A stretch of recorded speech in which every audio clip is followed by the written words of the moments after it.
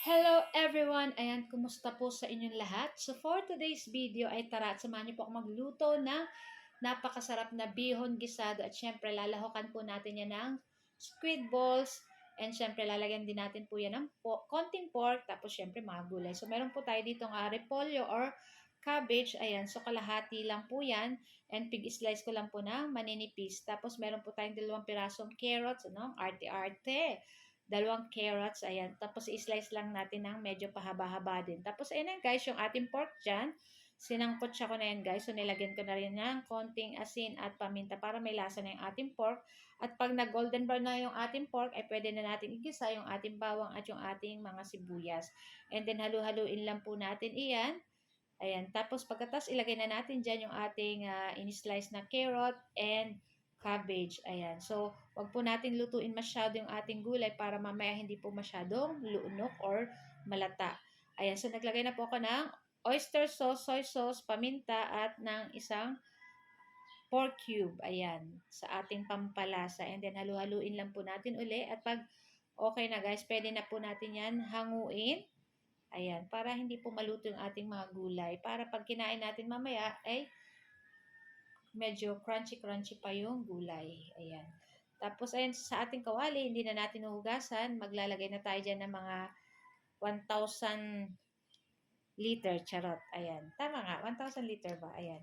Maglagay na tayo ng tubig, syempre. At maglalagay na rin ulit tayo ng soy sauce, ng paminta, tapos oyster sauce uli. Naglagay pa ako dyan ng kalahating pork cube, guys. Ayan. Para sa pampalasa. Kasi hindi ko na masyado nilagyan kanina ng asin. Konti lang nilagay natin ay baka mapatabang. At pag kulong-kulo na guys, ay pwede na natin ilagay itong ating kalahating kilong bihon. So kalahating kilong bihon guys, marami nang maluluto. Ayan. Sobra pa sa isnakan. So pwede pa tong abutin hanggang dinner. Ayan. So napakadali lang naman pong lutuin ang ating bihon. Ayan. Tapos dapat kulong-kulo lang po pag ilalagay natin para mainit na mainit. Ayan. Para madali lang po maluto yung bihon. Ayan. Medyo mapagod lang pong tawag niyan, maghalo pag ganito po. Pero, syempre, pag masarap naman po ay talagang kahit maghirap kang maghalo ay okay lang. So, ilagay na natin dyan yung ating mga gulay. Ayan, nakapakasarap. Maya-maya lang ay luto na rin to. And, syempre, mga ating followers and friends, ayan, ingat-ingat po sa ating lahat at maulan na naman po kahit dito sa Bicol, gawa ng ating bagyo, ayan. So, sa mga friends ko dyan, ingat po tayong lahat, ayan.